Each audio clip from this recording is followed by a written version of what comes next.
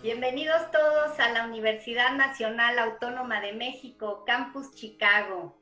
El día de hoy tendremos esta mesa redonda en torno a un personaje entrañable para los participantes de esta mesa y también para la misma universidad.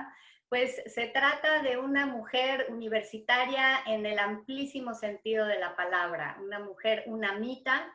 Ileana Godoy nació en 1952 y falleció en el 2017, vivió 68 años y nos dejó un legado muy importante en muchas áreas. El día de hoy nos ocupa la poética, pero quisiera comentar que Ileana fue poeta, cuentista, arquitecta, doctora en historia del arte, profesora, escritora e investigadora en arte precolombino. Fue miembro del Sistema Nacional de Investigadores. Entonces esto les da una idea del personaje, que es realmente muy variado en sus intereses y en sus ámbitos de influencia. Escribió más de 20 libros de poesía, principalmente, pero también cuento, ensayo y teoría del arte. Tuvo reconocimientos nacionales e internacionales y su obra ha sido traducida al alemán, al francés, al inglés, al italiano y al japonés, porque escribió también haikus. Ahí obtuvo un premio importante por sus haikus. Y bueno, también tuvo una labor importante en la difusión editorial y en la difusión cultural en general. Entonces, bueno, pues este es un homenaje más, porque se le han hecho varios, se le hicieron en vida y ahora también después. Es un homenaje muy sentido también porque las personas que participamos en esta mesa, tres de ellas estuvimos cerca de ella, la conocimos, la vivimos, la sentimos y aprendimos de ella. La UNAM fue todo para Ileana. Ayer estaba viendo una de sus últimas conferencias y cuando terminaba decía, la UNAM es mi vida, ¿no? Entonces, realmente llegó muy jovencita a la UNAM, se formó y toda su carrera la enmarcó dentro de su ser universitario. Sin embargo, siento que Ileana era una mujer dual también, una mujer dual porque tenía esta parte de su vida que estaba dedicada a la academia y esta otra parte de su vida que era muy personal y que estaba dedicada a su producción creativa. Y, y entonces, bueno, en el área académica, pues estuvo muy metida en la arquitectura. Ella fue arquitecta de profesión, pero después se interesó en la historia del arte, en la historia del arte precolombino, y finalmente su especialidad fue en escultura prehispánica, ¿no? Y ese era su ser universitario, ¿no? Y por otro lado tenía pues su ser poético, ¿no? Donde ella vaciaba los muchos intereses que tenía en la vida. Ileana era un caleidoscopio de intereses, era una gran conocedora de temas de filosofía, de literatura, de música, de ciencia. Siempre estaba en la vanguardia de la ciencia y reflexionando e incorporando todo eso en su poesía, ¿no? Y también era una mujer notable en la difusión de la cultura, o sea, estaba muy interesada en dar a conocer también la obra de otros amigos, colegas, poetas, y por eso tuvo esta iniciativa editorial que se llamó Floricanto, donde se publicaron libros eh, de contemporáneos suyos, escritores, ¿no? Y bueno, finalmente quisiera comentar que también había, bueno, yo sentí una dualidad espiritual en el ser de Ileana Godoy, pues ella tenía su vena cristiana católica. Ella se educó en un colegio de monjas y hasta el final de su vida tuvo un acercamiento también con su propia espiritualidad cristiana, pero también estaba muy cerca de las prácticas espirituales relacionadas con lo prehispánico, con lo originario de México. Y se iba a bailar con los concheros y organizaba rituales de mezcales y estaba muy cerca de chamanes. Y bueno, eso también aunado a otro tipo de espiritualidad, si ustedes quieren, que a mí me parece que lo es, que es la ciencia y tratar de entender cómo funciona la naturaleza y los grandes misterios de la naturaleza. Y todo esto pues se integra en su poesía, de manera que podríamos charlar en esta mesa sobre muchos temas relacionados, o sea, ver su poesía desde todas estas distintas miradas que convergen allí, pero para eso necesitaríamos muchos programas. Entonces, la mesa redonda de hoy, nuestros integrantes han elegido dos temas en particular que son los que le dan título a esta mesa redonda: erotismo y teatralidad en la poesía de Ileana Godoy. Entonces, pues para ello nos acompañan tres queridísimos colegas universitarios. Se trata de Beatriz Saavedra. Ella es también una mujer dual, universitaria y escritora, con muchos ámbitos de influencia. Nos acompaña Michelle Royel. Ella es actriz, egresada también de nuestra universidad y una gran activista también de la difusión del teatro mexicano y también de la obra de Ileana Godoy. Y a nuestro queridísimo colega y amigo de la UNAM Chicago, Héctor García, profesor de literatura, pero también de temas de género y de cine y de muchas cosas en las que está metido también, pero muy importante, especialista en teoría literaria. Y bueno, pues los tres han accedido. Muchísimas gracias por estar aquí con nosotros en esta mesa redonda. Y si les parece, vamos a empezar con una breve presentación de cada uno de ustedes. Le voy a ceder en este momento la palabra a Beatriz Saavedra para que nos diga su visión de la poesía de Ileana y del erotismo en ella. Entonces, pues los dejo con Beatriz. Adelante, Beatriz. Muchas gracias, Erika, y pues un gusto estar con ustedes tres. Y bueno, hablar de Ileana siempre es un reto, porque como bien dice Erika, fue una mujer intelectual y creo que era alguien inmensa, que tenía una visión del mundo diferente. Pero bueno, yo me voy a centrar, para no extenderme hablando de Ileana, sobre el erotismo en su poesía. Y bueno, tengo un texto breve que voy a leer y que dice: Ileana Godoy fue poeta de tradición inaugural en la intensa significación del erotismo en la palabra. Nos plantea, a la manera de Rocco, un análisis de la múltiple mímesis poesía, poeta y poema. La poesía como la manifestación de la experiencia estética y la posibilidad, y que posibilita el encuentro entre el poeta y el poema. Ileana Godoy representa al poeta, al hacedor de formas y creador incontenible de imágenes en la geografía del deseo y en las voces que se vencen con la muerte. Y más concretamente, ella representa al sujeto conocedor del mundo, en cada pulsación del cuerpo, de la piel y la memoria. Ella personifica el universo contenido cuando sabe que mañana es nunca, y así lo representa y escribe. En tu saliva, un rastro de sangre oxidado, entre cobres de sombra, solo quiero beber a bocanadas tu sueño y sucumbir así, la boca abierta, el paladar florido en tu fermento. Hablar de Ileana Godoy es quizás una de las empresas más ambiciosas, más aún que la que suponía Heidegger al hablar de la esencia de la poesía en la obra de un solo poeta, dejando de lado muchos otros como él, lo plantea y a la vez se lo cuestiona. De ahí que se tratara aquí de todos y de ninguno, y del poema Bastaría con mencionar uno que hable de sí mismo, uno que le haga honor al ejercicio mismo de la poesía. Así, Ileana Godoy representa al poeta, descubriendo el valor de cada palabra como ente liberador, universal y expandido. Divide y acerca al lenguaje y en función de la poesía establece la búsqueda del erotismo y del hombre mismo.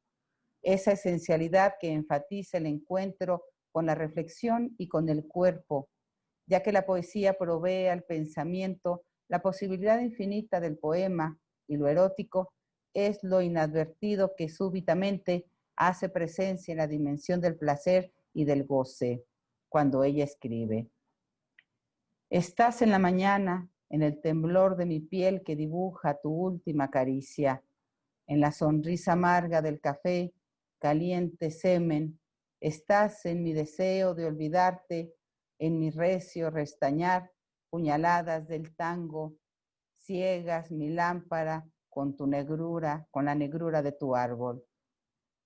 A través del erotismo, el amor viene a ser elevación y apertura. Ileana Godoy nos entrega la poesía como una fuente inagotable de conocimiento. La poesía nos entrega la conciencia y el lenguaje y por lo mismo el pensamiento. Ella aborda la poesía desde un punto de vista filosófico, natural y literario. Intima lo abstracto como expresión, la poesía en posibilidad de encuentro entre el género y la idea, entre el cuerpo de uno mismo y del otro, ya que es allí donde se manifiesta el pensamiento, su pensamiento. Así, entabla un diálogo con el ámbito literario, en este caso el sapiencial, el lenguaje poético, es el lenguaje de la piel y del universo, un ámbito particularmente revelador en la creación literaria que adopta uno de los modos de reacción de la existencia frente a la realidad que la circunda. Ella representa de manera propia y esencial la múltiple presencia de la poesía en su vida y en el mundo. De esta manera tan enriquecida, nos presentó Ileana Godoy siempre su universo poético, dilucidando y respirando al mundo, nombrando las cosas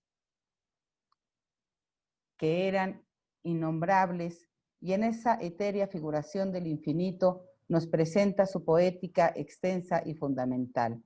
Nos llama, nos envuelve, nos conmueve al llevar la emoción o el erotismo a su expresión más axiomática y liberadora, y con el pensamiento colmado y libre nos conduce como ciegos hasta mostrarnos esa imagen luminosa que se desencadena a lo largo del discurso del poema. Bueno, si me da tiempo, quiero leer un último poema para terminar con esto mi presentación, que dice así. Nos hemos buscado tanto que ahora nos odiamos frente a frente. No se puede hacer nada. Nuestros cuerpos lo ignoran y se embisten como embarcaciones ebrias. Chocan contra la noche impenetrable.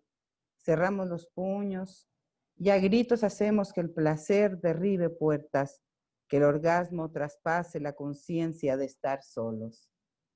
Muchas gracias.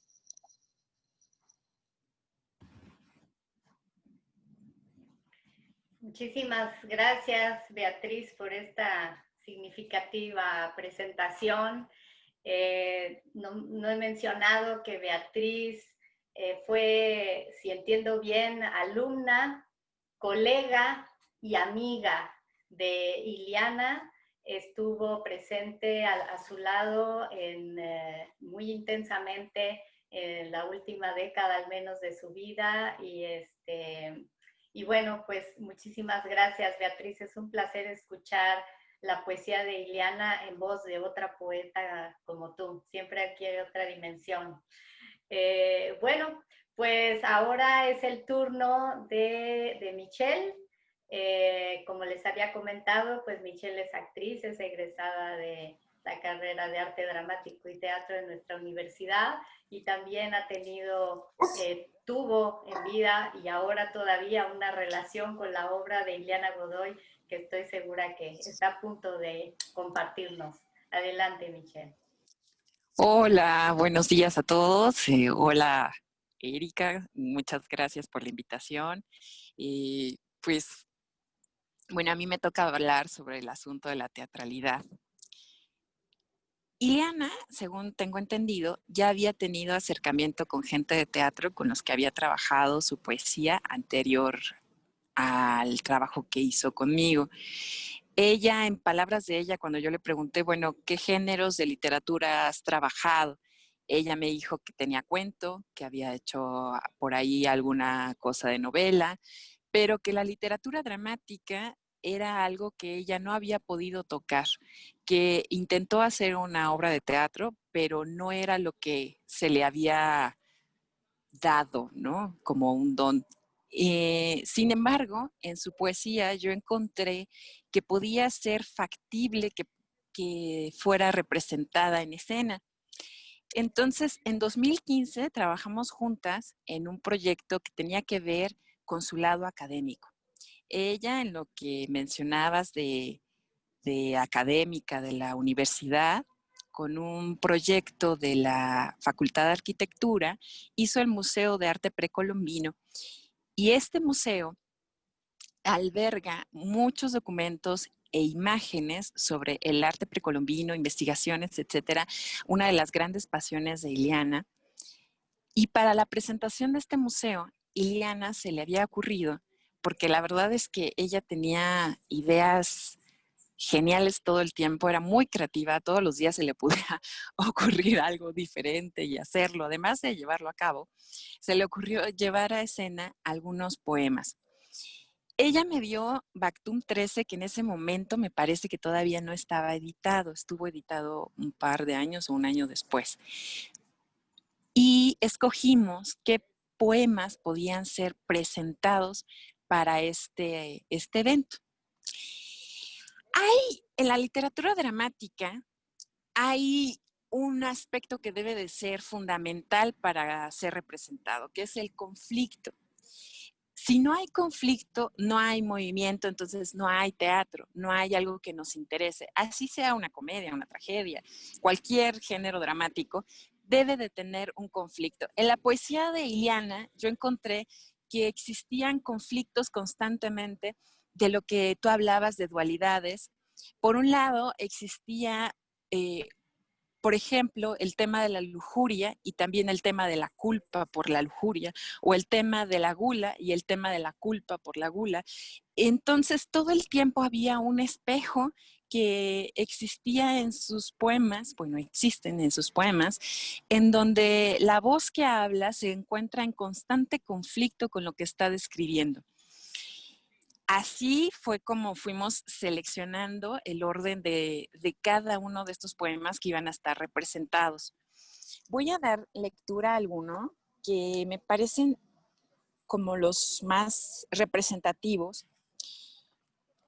El que escogí yo para iniciar el proyecto fue: la inscripción y la piedra no se tocan, petricidad y huella, se usurpan aboliendo, efecto y causa, pero el ojo extraviado inaugura la cópula del signo.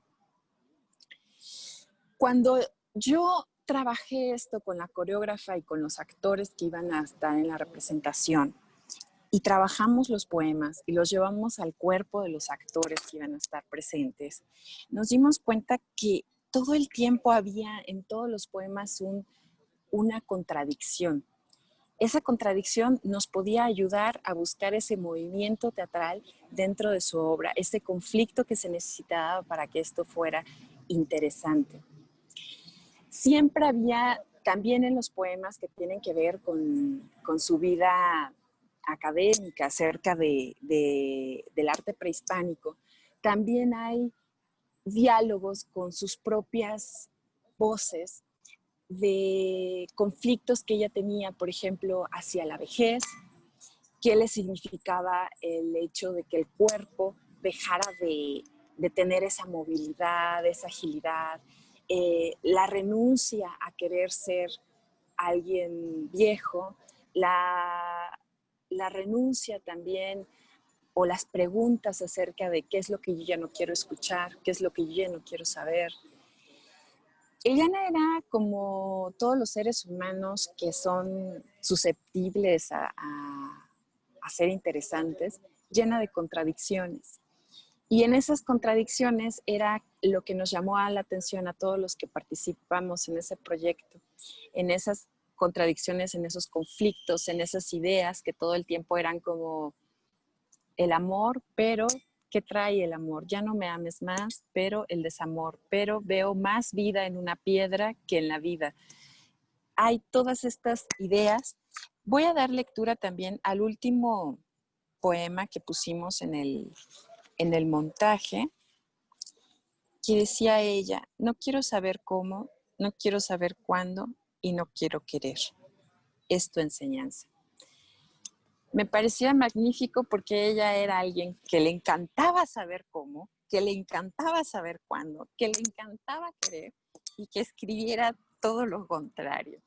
Porque ella siempre se preguntaba el porqué de la vida, lo que decía es de su curiosidad de las ciencias, también sus curiosidades espirituales con el budismo y el catolicismo. Y de repente también momentos en donde ella decía, no quiero escuchar, no quiero saber, no quiero nada. Entonces, pues nos pareció maravilloso, ojalá que se pueda ver un poquito del montaje y que quien esté interesado en la obra para representarla o como inspiración para algún montaje, pues que pueda recurrir a ella porque de verdad que es muy susceptible para algo teatral. Gracias.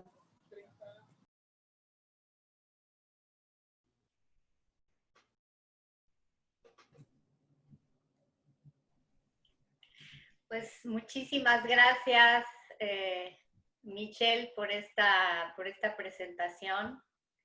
Gracias por habernos compartido esta parte del trabajo que hiciste al lado de Eliana Godoy y de los aprendizajes de su obra a través de ese trabajo compartido que tuvieron. Ha sido muy interesante. Y bueno, pues vamos ahora a pasar, bueno, hay muchas cosas que se pueden hablar a partir de lo que acaba de decir Beatriz y que acaba de decir Michelle, pero le voy a dar la palabra a Héctor García, para que nos haga su participación y posteriormente iniciaremos un diálogo con todas estas ideas que han ido poniendo sobre la mesa. ¿Te parece bien, Héctor? No, perfecto, no, por supuesto. ¿Empezamos? Encantado, encantado. Sí, buenas tardes a todas, a todos y a todes. Para mí es un orgullo, un placer estar aquí de nuevo en UNAM Chicago. Me siento muy en casa desde que llegaron ustedes.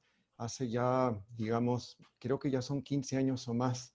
Así que me dio mucho gusto saber desde ese primer momento que me conecté yo con UNAM Chicago, con Óscar Alatriste Guzmán y también con Mayabel Saborío.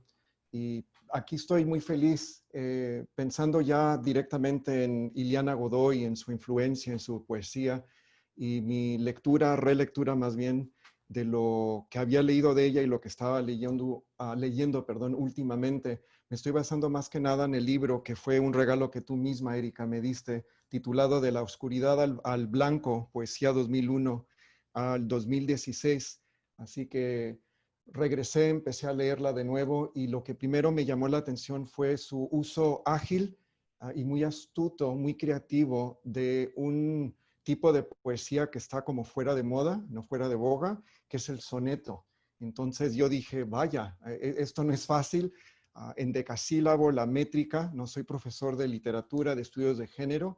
Mi formación es bastante, digamos, clásica en la Universidad de Chicago, donde pasábamos horas, por no decir meses o años, viendo esa literatura del siglo de oro, sobre todo la barroca, Luis de Góngora y por supuesto, Sor Juan Inés de la Cruz, centrándome ya en temas que yo estoy nombrando de economía y expresión libidinal femenina. Suena demasiado extravagante, pero básicamente es ese placer femenino, esa forma esa forma que tuvo, digamos, Iliana Godoy, que en paz descanse, de hablar sin tapujos, hablar de forma abierta en una esfera pública escrita, digamos, de esos placeres de la mujer, del deseo, del placer, de los sueños femeninos, de lo que es erótico, el erotismo, el cuerpo femenino. Y aquí, si tuviéramos más tiempo, quizás otra forma de extender esta conversación, incluyendo otras escritoras, es pensar cómo el feminismo, hay muchos tipos de feminismo, va en evolución, y yo creo que Iliana Godoy cabe dentro de varias manifestaciones, digamos, feministas. Para recordar un poco y ayudarme a mí a centrarme en su poesía, me es muy útil recordar a escritoras mexicanas de esos años 60 y 70, donde hubo allí un giro impresionante, experimental, vanguardista, si se quiere nombrar así, de una escritora como Elena Garro, que es fundamental, una Rosario Castellanos, pero ir más allá también, salir de México en esos años con una brasileña, a Clarice Lispector, que es fundamental. Leyendo yo a Iliana Godoy me recordaba mucho esos primeros cuentos que yo leía o las crónicas que escribió, disculpen, Lispector, que para mí son fundamentales. Y luego ahí ya mi mente de profesor, de docente, decir, bueno, Luisa Valenzuela, y en España en esos mismos años 60 y 70, Carmen Riera. Todo esto para decir que Iliana Godoy entra dentro de una literatura que no tiene que encasillarse solamente en literatura femenina, digamos en literatura universal, como ya mencioné, su uso impresionante del soneto, y ya después, si quieren, ya podemos hablar un poco de sus haikus. Son impresionantes, y creo que ella viene de una larga tradición también, específicamente latinoamericana, donde la voz femenina, al margen, marginalizada, entra en el arena y tiene una voz propia y bastante erótica y expresiva. Recordemos a una Alfonsina Storni, sus poemas Tú me quieres blanca, Hombre pequeñito, y de mis favoritas, Delmira Agustini, que me recuerda mucho, mucho, y me encantaría ver cómo pudiera hacer un tipo de conferencia Agustini y Godoy pensando en ese erotismo poético, de nuevo esa forma sin tapujos de hablar de lo que es el erotismo, el orgasmo, el éxtasis de las mujeres en particular, no olvidando al hombre, digamos, pero digamos poniendo en el centro a la mujer. Un poema, los y las invito a pensar en un poema como Boca a Boca de Elmira Agustini. Retomando entonces estos temas que me llevan a mí a hablar del erotismo, no quiero pasar por alto también otros temas, ecos, referencias, inspiración que nos da, que nos presencia la poesía de Godoy, ¿no? Ya mencioné el soneto, de ahí al siglo de oro, a lo barroco, digamos, Góngora, Sor Juan Inés de la Cruz, pero también no podemos olvidar que Iliana Godoy era gran conocedora, era profesora también, mitología, cosmogonía, disculpen, siempre lo digo mal, greco-romana, y inspiraciones ahí, y también esa parte fundamental que es la parte de la cosmogonía, de la mitología mesoamericana, y de ahí las palabras que me surgen leyendo su poesía estos últimos días, ¿no? De forma filosófica, esotérica: luna, flor, sed, agua, tierra, sangre, y de ahí ese juego de doble sentido, donde la feminidad, donde lo erótico femenino, donde los placeres sexuales centrados en órganos femeninos, digamos, vagina, clítoris, etcétera. No lo dice a veces explícitamente, pero ahí están, ahí están. Y con ello, entonces, me gustaría leerles un poema, que es el que escogí. Aquí tengo una lista bastante larga, pero en la que sí me gustaría centrarme es en un poema que viene de su colección Canon, y se titula este poema Sáfica. Entonces, y dice, escribió Iliana Godoy: umbral apenas insinuado al goce, noche secreta donde los amantes prenden zafiros al follaje oscuro, sombra propicia. Nada interrumpe el éxtasis desnudo, sobre mi cuerpo caen blandamente caricias tuyas que en mi papel derraman su tibio aceite. Manos vacías que en otro cuerpo buscan carne inflamada por igual deseo, su sed en cauces de humedad profunda, sacian y abrevan. Nacen contactos de nocturna hoguera, besos redondos brotan y sumergen, aromas íntimos entre los rojos labios sedientos. Aquí queda más que claro, ¿no? el erotismo, de nuevo, sin tapujos, es directo. Lo que es fascinante para mí es pensar por qué sáfica, ¿no? Ponerlo en femenino. Y aquí puede entrar, desde mi punto de vista, ya que estudio y entro ya en el mundo de estudios de género, disculpen, es Safo, ¿no? La poetisa Safo de la isla Lesbos, de donde viene la palabra lesbiano, lésbico, lesbianismo, y como aquí el género queda fuera de ese binario masculino, femenino, masculino, ¿por qué no entrar entonces a ese espacio, a esa posibilidad donde el amor no tiene límites? Uno le pone límites, el amor nos invita a que sea más allá de ese binario heterosexista y heteronormativo.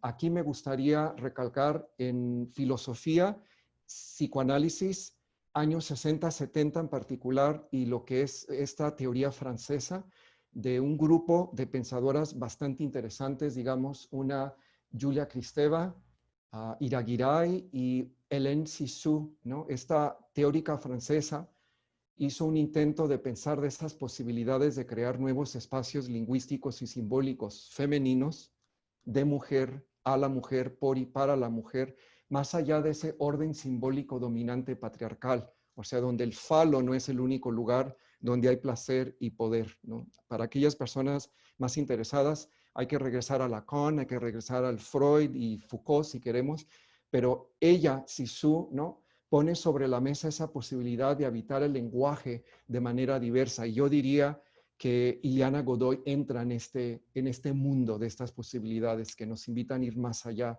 de este falocentrismo.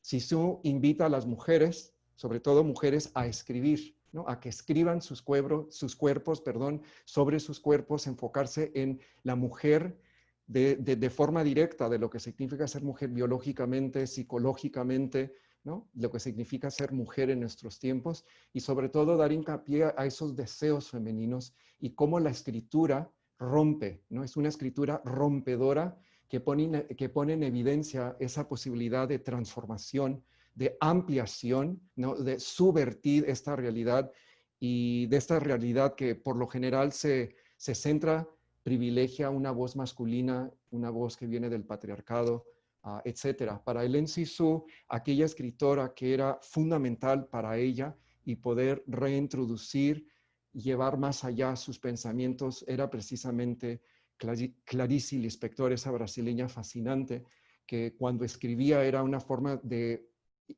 introducir a un filósofo francés como Camus, a una filosofía psicoanalítica, digamos, si quieren, del postestructuralismo, y luego traer esa feminidad, esa voz particular brasileña.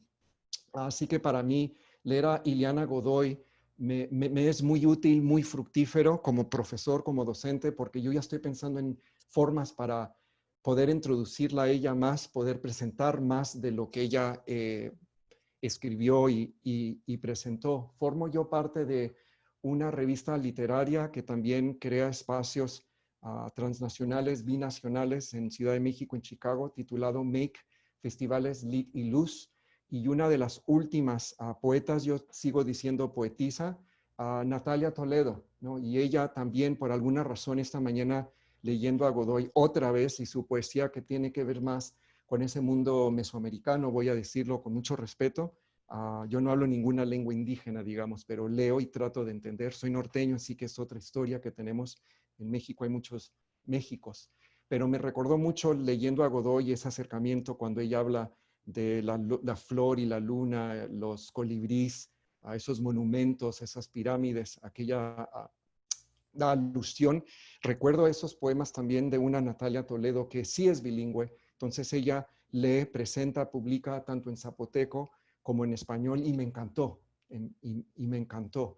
Entonces quiero regresar a lo que había dicho justo al principio, que leer a Ileana Godoy no es centrarse solamente en un tema, en un momento histórico, llámese feminismo de segunda ola o más allá, ya un tercer feminismo si queremos, ya que estamos en el siglo XXI y va en evolución.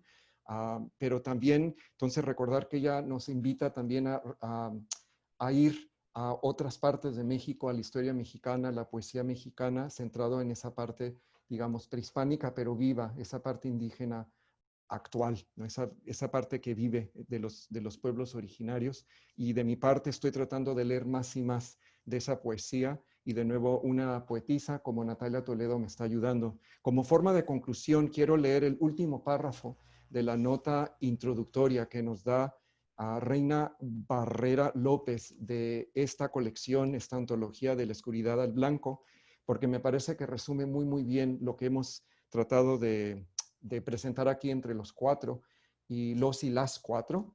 Y dice así, y de forma de conclusión, aquí concluyo yo mis palabras con Reina Barrera López. Y dice: Iliana Godoy dibuja el origen del ritmo, el desarrollo de la metáfora como trabajo arquitectónico, en un recuento de sonetos que surgen como estípites para sostener el vínculo entre el canto y la danza, la prosa y la poesía.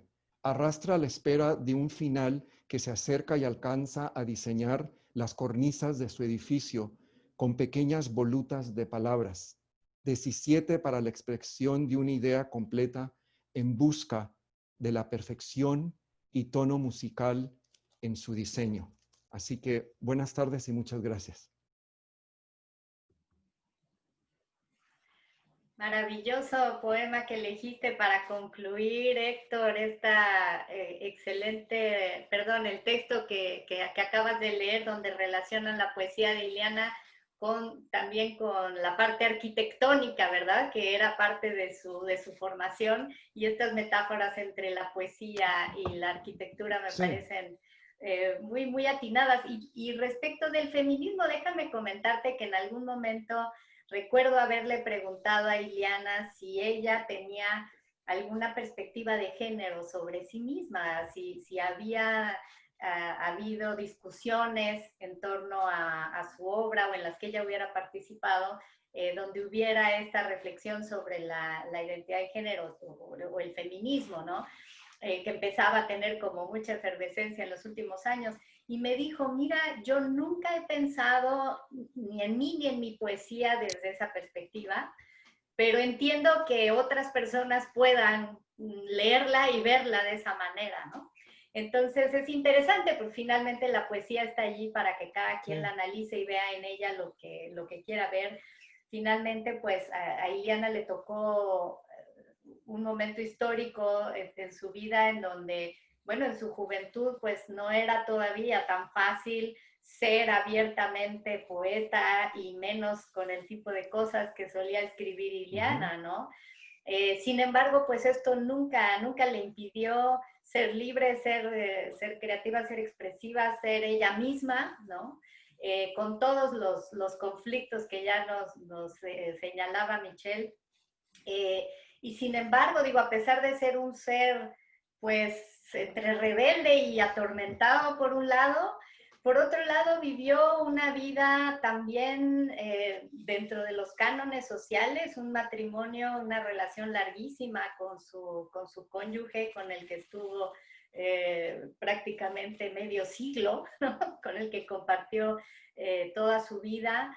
Y bueno, pues aquí una muestra más de este ser enigmático que seguirá siendo Iliana, ¿verdad? Y bueno, pues no sé si Beatriz y Michelle quisieran comentar. ¿Ustedes tienen alguna perspectiva de género, o ven a Iliana desde alguna perspectiva feminista? Bueno, si me dejas mal la palabra. Mira, yo creo que era eso, ¿no? Iliana, más que considerarse feminista y buscar la libertad de las mujeres, simplemente era feminista porque la tomaba como propia, porque tomó las riendas de su vida, porque fue una mujer intelectual, porque trabajó desde muy chica, entró a la UNAM, porque ya con sus hijos terminó de estudiar el doctorado. O sea, ella siempre vio hacia adelante, ¿no? Y en su poesía, esa expresión del erotismo, hablarlo libremente, abiertamente, decir las cosas como son, creo que esa es la parte fundamental del feminismo de Iliana, ¿no? No sé qué opinen los demás.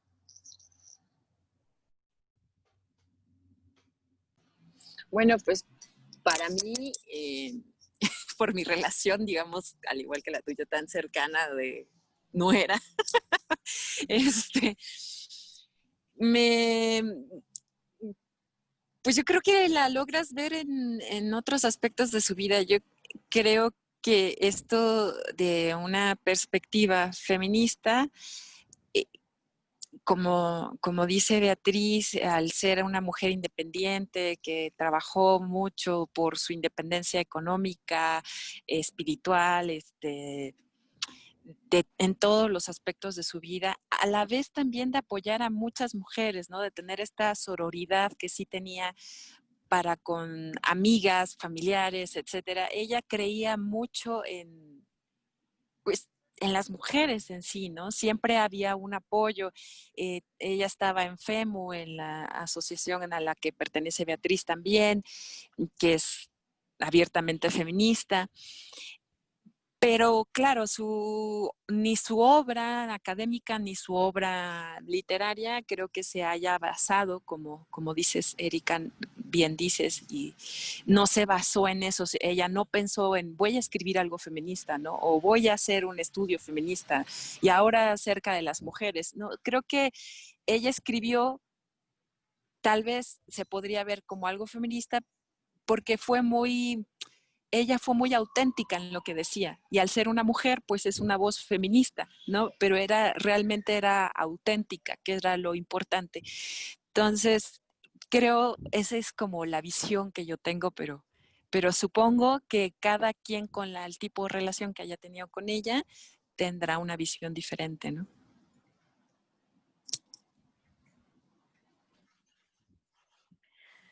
Sí, muchas gracias. Héctor, ¿querías decir algo? No, iba a decir que sí, o sea, lo que tenemos ahora es lo que queda publicado, lo que se comparte entre amistades, entre familia, y uno va conociendo y uno va estableciendo relaciones distintas con el tiempo con estos textos. Leer a Sor Juana Inés a mis 40 y tantos y a los 15 es otra cosa. Leer a Don Quijote y a apreciar más y más a Sancho Panza ya con mi edad más avanzada es ver, ¿no?, esos juegos impresionantes que Cervantes y Saavedra, ¿no?, nos presentó. Entonces, digamos, la persona escribe y después ahí el público, el lector, la lectora, entonces toma, ¿no? Y también creo que nuestras emociones y nuestro entorno personal también influyen bastante. Por eso yo menciono mucho a una escritora como Clarice Lispector, porque también yo diría que ella escribía y era una escritora. Y ya uno después, ¿no?, una generación o dos después de su fallecimiento, uno dice, bueno, ¿quién era? ¿Qué estaba haciendo? Yo creo que pensando en México en particular, tenemos una Inés Arredondo, Elena Garro y Rosario Castellanos que coincidieron en una época donde estaban escribiendo y en México estaban pasando muchas cosas interesantes sociopolíticamente, pensando ya en la posrevolución. Entonces concuerdo, o sea, uno tiene que leer el texto y tomar conciencia de la persona que escribió y a la misma vez tenemos esa libertad y el lujo de entonces ir reinterpretando y dándole resignificación a estos textos. Gracias, Héctor. Hay un tema más que me gustaría introducir, pero antes de hacerlo, quisiera profundizar un poquito, si ustedes quisieran dar su opinión acerca de este tema de la relación entre la poesía y el arte dramático. Porque pienso que se ha hablado poco al respecto. Finalmente, la poesía, no sé qué tanta importancia se le da a cómo se recita, pero debería de actuarse realmente, creo, ¿no? O sea, muchas veces a mí me desagrada cómo escucho leída la poesía cuando la gente la comparte a veces, porque claro, uno la lee y uno la escucha diferente, ¿no? Pero una poesía bien leída también puede ser sumamente reveladora, pero no he visto que se le dé tanta importancia. Muchas veces los poetas son ellos mismos los que leen su obra y tampoco son necesariamente los que mejor la leen y la recitan, pero ¿Qué podrían comentar al respecto? No sé, qué piensen. Yo quiero, obviamente. Mira, el teatro nace como poesía dramática, ¿no? Los griegos escriben sus obras en verso. Y se escribió en verso el teatro hasta hace muy poco, ¿no? Que empezó a escribirse en prosa. Y tenían que tener ciertas estructuras, etcétera, cada uno de los versos. Eran poetas los que escribían el arte dramático. Y siguió siendo Sor Juana también sus autos sacramentales, sus obras de teatro, etcétera, ¿no? Entonces, pero fíjate que mi maestro de actuación, que fue un maestro pues emérito de la universidad, nos comentaba eso, que generalmente los escritores, digo, con sus excepciones, no eran los que mejor leían porque hacían esta voz que se hace como que tan, y entonces el auditorio, si no es un auditorio especializado en literatura y es abierto a todo público, empiezas como que a hundirte en la silla, ¿no? O ya así de Dios, ¿no? Y a veces lees la poesía y dices, esto es una maravilla, ¿no? Pero si la escuchas dices, qué horror. Entonces, y existen manuales para leer poesía que tiene que ver con la música justamente, ¿no? Que tiene que ver con la musicalidad del poema. Es muy importante, ¿no? Es muy importante trabajar esto cuando se va a llevar la poesía a escena para que no se escuche con estos cantados, que puede ser para un público especializado que tiene ya, digamos, la preparación o la intención, que sobre todo la intención de escucharlo y de poner atención, etc. Entonces, puede ser algo normal, pero si queremos formar más lectores, si queremos que haya gente que se atraiga más por estas, por la poesía, por los autores, por etcétera, pues creo que es importante que se empiece a dejar en manos de la gente de literatura dramática, Sí. porque para eso yo creo que es una de las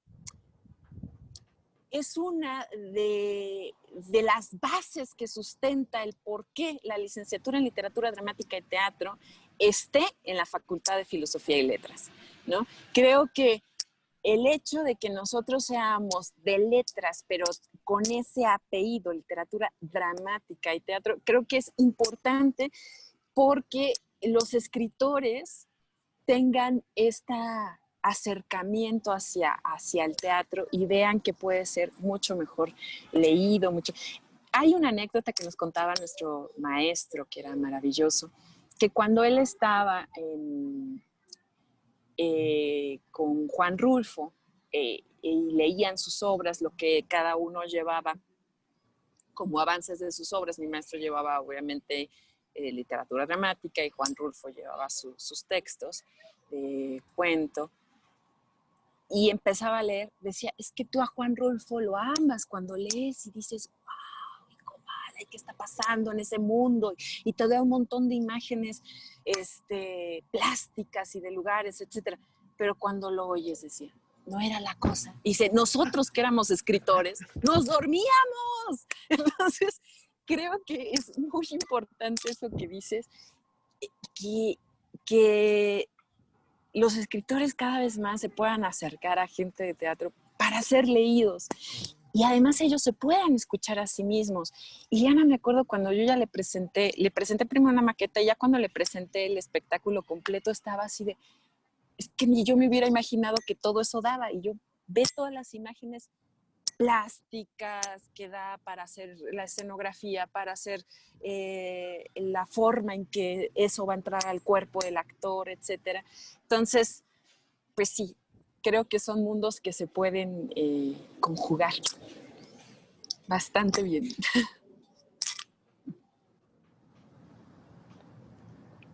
Adelante, Héctor, ¿querías hablar? Sí, yo iba a decir que me acuerdo en mi infancia, en mi adolescencia, tener que memorizar poemas, y tanto en inglés, en español, y me tocó hasta latín y griego homérico. Fui una prepa jesuita.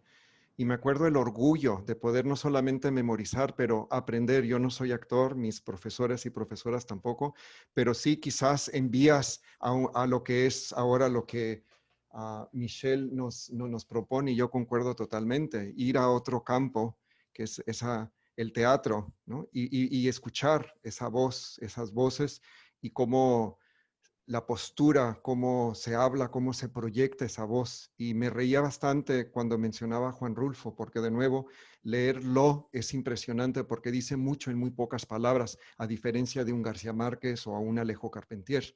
Pero escucharlo es muy distinto, porque me acuerdo escuchándolo en Radio Televisión Española, y era escucharlo y le hacían una pregunta y él contestaba pausadamente y ya. Entonces, uno esperaba la voz que uno lee en sus obras, digamos. Pero quiero regresar con lo que dijo Michelle, especialmente durante esta época de contingencia, la gran necesidad de apoyar a actores, actrices, aquellos que están en el mundo del arte, del teatro, y esa necesidad de estar en comunión con un público, con ellos y ellas, para poder escucharlos, porque sí presentan la vida, el arte, la poesía, sus obras teatrales de una forma muy distinta. O sea, reimaginan lo que uno lee de forma visual y también de forma, bueno, auditiva. Sí, Beatriz, bueno, ¿querías? pues no, bueno, estoy totalmente de acuerdo con Michelle. Ella lo expuso muy bien, ¿no? Y Sí. creo que es eso, en verdad. Pienso, por ejemplo, en los compositores también de la canción mexicana. Pienso en Martín Urieta, ¿no? Qué bárbaro, ¿no? Pero también creo que hay una parte importante de escuchar la obra en voz del autor, ¿no? Porque eso te da una referencia diferente.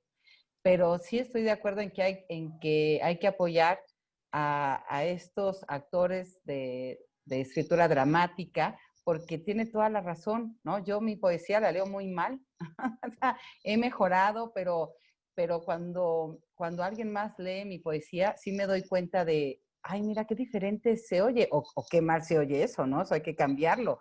Sí es importante que exista una buena lectura. Está Sergio Márquez en mi taller en la Capilla Alfonsina, que él es actor, y muchas veces entonces va leyendo los textos, los leemos y los corregimos en forma literaria, pero después se lo lee y entonces vemos muchísimos errores más o cosas que corregir, ¿no? Entonces mejora mucho más los textos que estamos corrigiendo. Entonces, fíjate, ahí hacemos ese trabajo de ambas partes, de toda la formación de construcción literaria, toda la experiencia literaria de la que hablaba Alfonso Reyes, y toda esa parte dramática, ya auditiva, de composición teatral, y entonces los textos, ¿no? Crecen.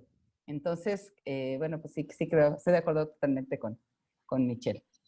Y yo quisiera agregar a lo que han dicho ustedes también, esto que señaló Michelle sobre la música también. Yo que vengo un poco más de formación musical, recuerdo mucho que una de mis profesoras de piano, francesa ella, me decía, es que en Francia en el conservatorio se estudia, en la misma institución, se estudia música y declamación, ¿no? Y me decía, es que ustedes, los que tocábamos el piano en ese momento, ¿no? Tienen que aprender a pronunciar mejor, a frasear, ¿no? Entonces, y toda la parte escénica también que implica plantarte en un escenario a tocar un instrumento, porque pues todo el mundo te va a ver, no es nada más, lo que importa no es nada más la música, también la gente te va a ver, no nada más a escuchar, ¿no? Entonces, sí creo que es bien interesante que hagamos estas reflexiones sobre que la poesía, pues, quizá debe ser también un arte escénico, ¿no? Y un disfrute más global, aparte del disfrute íntimo que es pues tener un libro en casa y simplemente leerlo en silencio, pero todos sabemos también además que la lectura en voz alta tiene otra dimensión que la lectura en silencio, que también es importante explorar justamente por la parte de la musicalidad, ¿no? Bueno, y pues ya para finalizar esta mesa, simplemente quería compartirles que, bueno, el día de ayer me dormí escuchando, o sea, antes de dormir, escuchaba una presentación de Ileana en un homenaje que se le hizo en la UNAM en 2014. Al lado de ella estaba Beatriz, por cierto, eh, donde hacía ella una reflexión sobre el poeta y la poesía misma. Creo que es otra cosa que la ocupaba ella. Hacía una especie como de desdoblamiento, ¿no? Ella decía, bueno, aquí estoy yo como poeta, pero la poesía está acá. Y de pronto hablaba de un juego como de espejos, ¿no? Yo proyecto la poesía, pero después la poesía me proyecta otra cosa.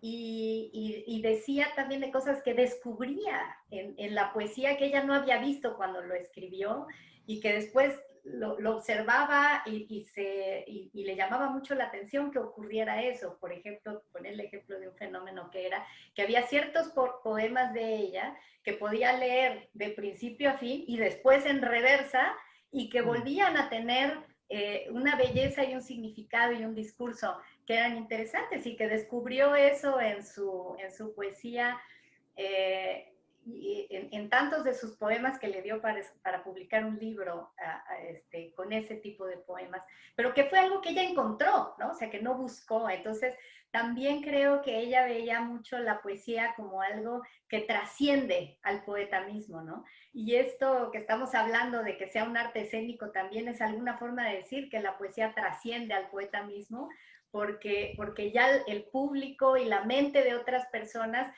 lo pueden ver e imaginar e interpretar de diferentes maneras, y creo que este era un tema que hacía reflexionar mucho a Ileana. No sé si ustedes hayan, bueno, si compartan esa experiencia en las pláticas que tuvieron con ella. Bueno, Héctor no la conoció personalmente, no. La conoció ahora a través de sus libros, pero bueno, es una forma de conocer al poeta, ¿no? Sí, absolutamente, absolutamente. Y gracias a ti por el regalo. Espero que sea regalo. Si no te lo devuelvo con un poco de mancha de café, un poco una empanada de camote, un poco aquí. No te creas, no te creas.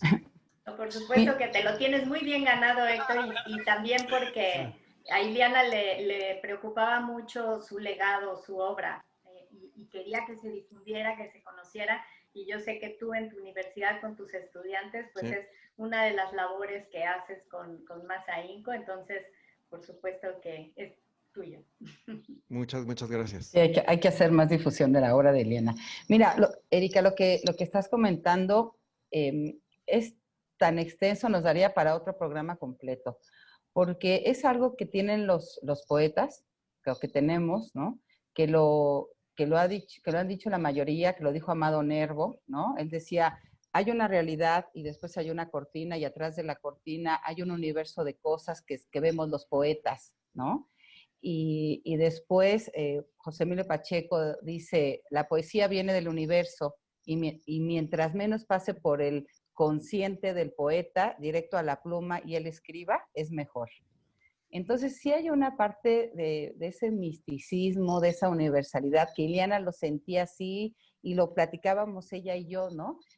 Hace rato me encantó lo que dijo Michelle y Ileana le hubiera encantado decir, esto que escribe Ileana no era ella, ¿no? Porque ella no era ni así, ni así, ni así.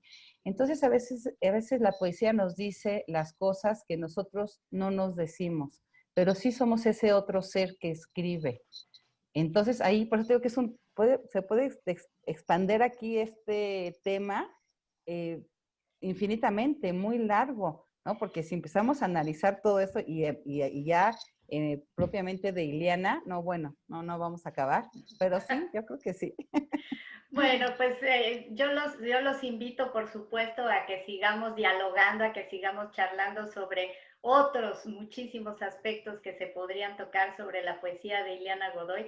Por esta ocasión creo que ha sido bastante interesante y bastante atinado elegir los dos temas que eligieron ustedes, que fue el del erotismo, que es muy importante y muy sui generis, genuino en la poesía de Ileana, y el tema de la teatralidad que nos ha traído Michelle, creo que nos ha dado para una charla muy interesante y muy agradable. Y bueno, pues queda abierta la invitación para una siguiente mesa redonda donde podamos abordar otros temas que quizá tengan que ver con el misticismo, con la espiritualidad, con otro tipo de reflexiones también de Ileana. Pues hay tanto que se podría decir, pero por lo pronto, pues les agradezco muchísimo su participación en esta mesa y pues invitar a nuestro público a que se acerquen a la obra de Ileana. Nosotros les compartiremos abajo de este video que están ustedes viendo diferentes enlaces donde puedan acceder tanto a su obra académica como este Museo Virtual Precolombino que mencionaba Michelle, como a su obra poética y todo lo que tengamos a la mano para compartir con ustedes, y los invitamos también a que si tienen algo que no está allí que quieran compartir, pues también lo pongan allí a disposición de todos aquellos que quieran entrar en el maravilloso mundo de la poesía de Ileana Godoy. Entonces, bueno, pues con esto nos despedimos. Michelle, Héctor, Beatriz, ¿quisieran decir alguna palabra de despedida? Darte a ti las gracias, personalmente. Muchas gracias. Sí, solo No, eso, pues agradecer, muchísimas gracias. gracias. Fue un súper placer estar con cada uno de ustedes, escucharlos, a pesar de la distancia que tenemos entre todos. Pero pues muchas gracias y pues nos estaremos viendo por aquí. Seguramente, Un seguramente. beso. Un abrazo. Muchas gracias. Buenas tardes.